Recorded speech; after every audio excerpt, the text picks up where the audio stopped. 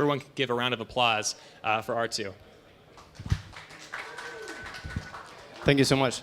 And thank you to the whole Plume team for organizing great events in a sequential basis. Because from Denver to all the way to here, it's really great to see not only the turnover, but also the quality and everything. So yeah, thanks everybody. My name is Álvaro Fernández. I lead operations at R2 Labs.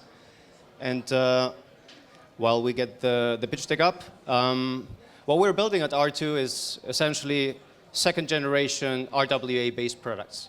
We are playing around, we are experimenting with what's being tokenized and what's happening in a more native ecosystem and Web3, and how we can provide new products from a financial standpoint to the masses, essentially. And while I take advantage of the more than 3 minutes over here,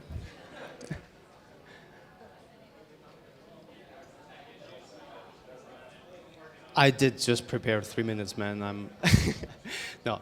Yeah, so at R2, essentially what we're doing is providing different financial solutions and products that are going to be empowering the different societies and parts of the world that we want to be helping around with what we're building. But that first flagship product is essentially R2. And I would love to share a little bit more, but for that I would have to need my slides.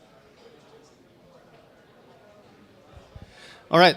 So let me just restart the clock and borrow those 3 minutes again, if you guys don't mind. Thank you.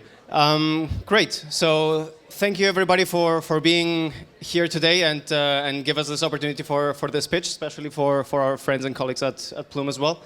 We are R2. We are building second generation financial products natively on Web3. And the first product that we're building is R2 USD.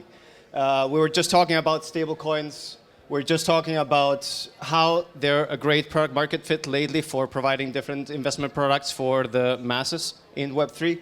But what we're doing specifically is with R2 USD, why I'm calling it a second generation RWA product is because we're issuing a stablecoin which is offering you access to RWA-based tokenized assets. That's what we're doing. We diversify a basket, a treasury, into diversity of different assets. You're seeing quite a few familiar names and faces over here, of course, Plume being one of them. But essentially between different products, variety suit of between USD-based T-bills, treasury bills from the United States to different tokenized treasury bills from different countries potentially that we would be looking into as well. But yeah, as you can see, different risk profiles and diversification into the risk basket that we have. Full collateralization and full redeemability as well from the underlying products as well.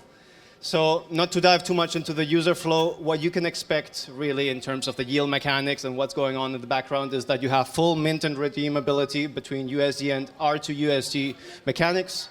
You're having stake optionalities from our side, from R2 USD into SR2 USD, which we can be diving into later if you're interested. R2 USD into R2, which is our interest redemption mechanisms that we can dive into at a later stage as well. And most importantly and whatnot, of course, R2 to USD throughout the bonding curve.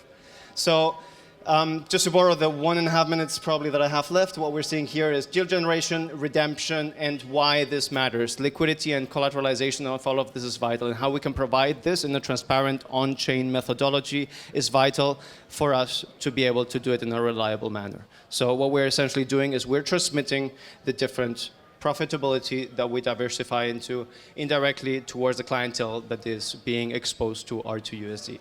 So in terms of the business model that we're having ourselves, from different fee mechanics to distribution mechanics, I mean, we're having quite a little bit of opportunity.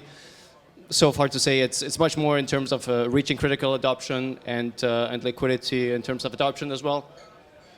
I'm not sure if I'm running out or if I have 5 minutes. Okay. So yeah, in terms of the mechanics that we're having, from redemption to different mechanics for us in terms of the collateralization for us to be able to obtain returns, we're having quite some opportunity. The key here is for us to be able to reach critical mass first, obtain the clientele, offer the incentives, and then eventually at a later stage also seeing into maturity stages for the redemption and the fee mechanics. So in terms of the team, just really short, it's being co-founded by, I mean, I would like to call my colleagues veterans. Essentially, it's close to 30 years in native experience in Web3, but I'm talking about teams from Binance to Quantum, experiences that have been quite variety, not only geographically, but also in terms of the experiences building across the different types of products that have been existing and coexisting in Web3 natively. So yeah, with this limited time that I can really borrow to tell you a little bit about what we're doing, I know it's a great idea and a great product. Please come to me or come to us. We're wearing T-shirts with R2. Go ahead and ask. We're available for any sorts of questions. So far, I think I can receive 2, if I'm not mistaken. So, yeah, thank you very much.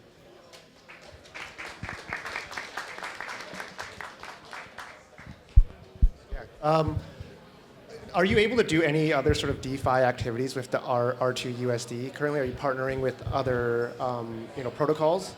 Yeah, I'm sorry. Like, it's the first time that I'm building in a way that I feel that we're just using Web3 as a tool. So I did not really touch any of this at all.